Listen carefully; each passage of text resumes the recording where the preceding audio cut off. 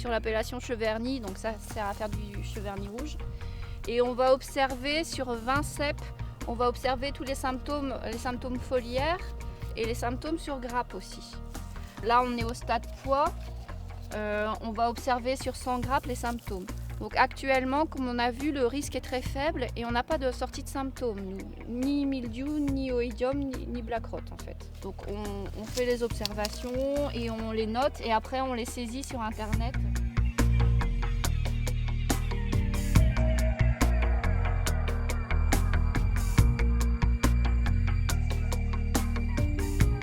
Donc au niveau des outils d'aide à la décision qui sont utilisés par les conseillers viticoles, il y a bien sûr le modèle Épicure de l'IFV qui est consultable sur internet. On se logue sur le site et ça permet d'avoir la carte du Val-de-Loire avec un risque mildiou, oïdium, black rot en fonction des stations météo, puisque les maladies sont vraiment en fonction notamment de la pluviométrie, mais aussi de l'humectation et des températures. Donc on a cette donnée au niveau du risque. On la diffuse à nos viticulteurs sur le bulletin de santé du végétal qui est consultable donc sur internet à tous les viticulteurs, tous les prescripteurs. Ça leur donne un niveau de risque, donc entre très faible, fort à très fort. On sait que si on est en période à un risque très faible et qu'on n'a pas de pluviométrie, on peut étirer au niveau des traitements, même si on est dans une période de sensibilité.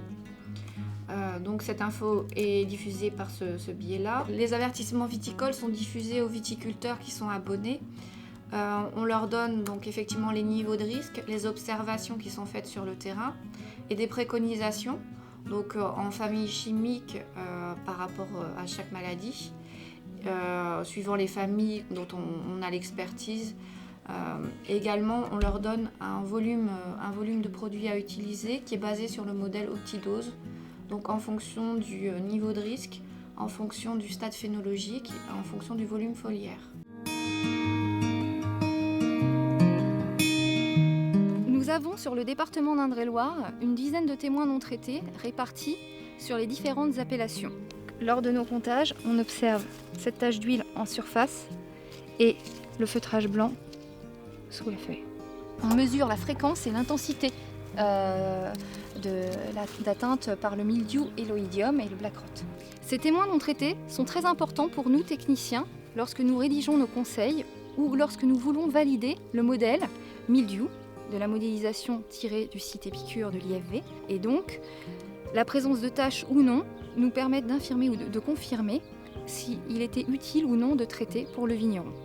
Pour Optidose, pour estimer le pourcentage de doses homologuées de produits à appliquer pour le vigneron, nous avons besoin toutes les semaines de mesurer la surface foliaire.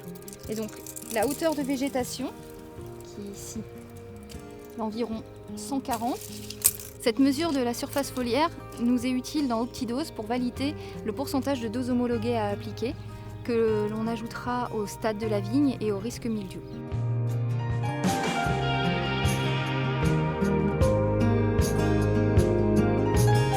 Je viens de faire un tour dans ta vigne, dans ton témoin non traité. Ouais. Je n'ai toujours pas vu d'oïdium ni de mildiou sur grappe et sur feuille.